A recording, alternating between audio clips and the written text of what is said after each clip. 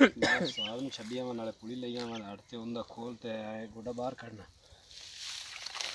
ਭਾਈ ਜੀ ਇਹ ਮਸ਼ੀਨ ਸਾਡੀ ਕਿਸ ਤਰ੍ਹਾਂ ਦੀ ਹੈ? ਇਹ ਭਾਈਜਾਨ ਬਹੁਤ ਜ਼ਬਰਦਸਤ ਹੈ। ਇਹ ਮਸ਼ੀਨ ਅਸੀਂ ਭਾਈਜਾਨਾਂ ਕੋਲ ਲਈ ਹੈ। ਭਾਈਜਾਨ ਡਸਕੇ ਚ ਲਿਆਂਦੀ ਅਸੀਂ ਤੇ ਬਹੁਤ ਅੱਛਾ ਇਹਦਾ ਰਿਜ਼ਲਟ ਆ ਰਿਹਾ ਹੈ ਔਰ ਬਹੁਤ ਜ਼ਬਰਦਸਤ ਹੈ।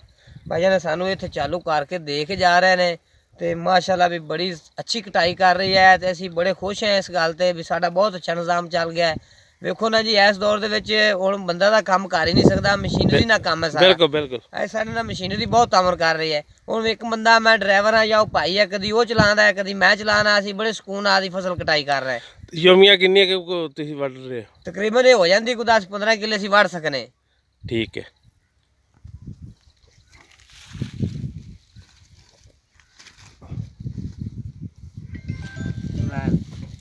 ਇਹ ਸਾਨੂੰ ਝਾੜੋ ਤੁਸੀਂ ਅਗਾ ਸਾਨੂੰ ਕੱਟੋ। ਯਾਰ ਮੈਨੂੰ ਸਿਲਟਾ ਲਿਆ ਦੇ ਦਿਓ ਅੱਛਾ।